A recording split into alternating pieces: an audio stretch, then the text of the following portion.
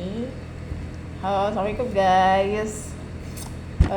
Di kesempatan yang berbahagia ini kita sharing-sharing yuk. Sekarang ada senior saya, Kakak Fauzia Rahmawati. Aduh. Halo guys, Oke Kak, gini. gimana nih Saya mau bahas tentang memilih pasangan. memilih pasangan? Ya. Maksudnya kakak kan sudah berpengalaman nih, sudah punya 2 anak nih, sudah punya pasangan Sedikit, sedikit pengalaman. ya, tapi kan lebih tahu lah tentang kehidupan berumah tangga daripada saya yang masih awam ini ya.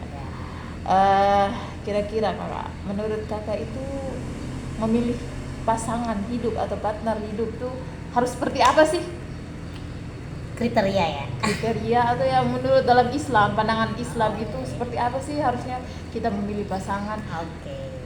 Kalau dalam Islam kan sudah ada ketentuannya. Memilih pasangan itu rupanya, hartanya, agamanya. Tapi kalau baik agamanya, ya diutamakan yang baik agamanya.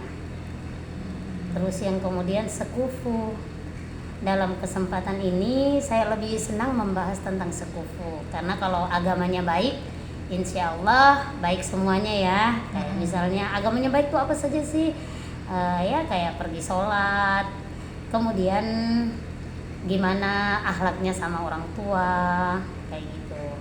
Tetapi yang terpenting itu menurut saya, menurut pengalaman saya yang baru 3 tahun menikah ini,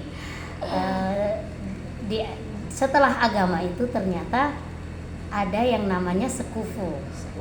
Sekufu itu sama, sejajar. Kalau imam-imam menjelaskan itu sekufu itu mungkin sejajar ekonominya sama, pengetahuan umumnya, pengetahuan ilmu agamanya itu sama kayak kita. Kayak misalnya mungkin enak diajak ngobrol kayak gitu.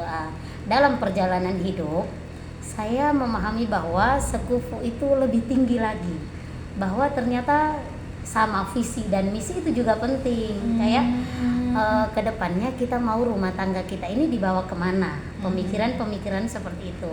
Atau misalnya gini, standar aja kayak aku nggak mau memberi makan anakku harta-harta haram kayak gitu ya.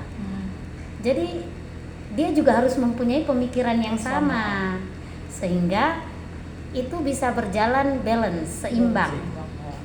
Bisa jalan seimbang. Jadi ketika misalnya ada uang-uang yang kita atau suami bawa pulang harus jelas asalnya.